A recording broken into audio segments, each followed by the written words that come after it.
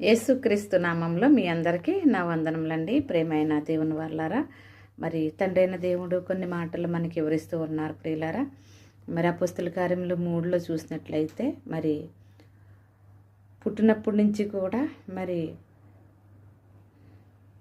కుంటివాడుగా ఉన్న ఒక ఆయన మరి దేవాలయం దగ్గర ఉన్నప్పుడు మరి అక్కడ పేతురు గారు యోహాను గారు ఆ దేవాలయంలోకి వెళ్ళినప్పుడు మరి అతను భిక్షమడుక్కుంటూ ఉన్నప్పుడు మరి పేతురు యోహాను మరి వారంకు తేరు చూసినప్పుడు మరి యేసు నామంలో అతన్ని లేవనెత్తాడు, స్వస్థత పొందాడు ప్రియులారా. ఆయన్ని గురించి మరి ఆ కార్యం పొందినప్పుడు ఇశ్రాయేల్ అందరూ కూడా మరి ఆశ్చర్యపడినప్పుడు మరలా పేతురు తెలియచేస్తున్నాడు ఏమనంటే 4లో పేతురు అపొస్తలుల కార్యములు 4:7 వారు పేతురును యోహానును మధ్య నిలవబెట్టి, మీరు ఏ అధికారం చేత ఈ నామమును బట్టి దీనిని చేసితిరని అడగగా పేతురు పరిశుద్ధాత్మతో నిండినవాడు ఇట్లా నిన్ను, ప్రజలారా, అధికారులారా, పెద్దలారా, ఆ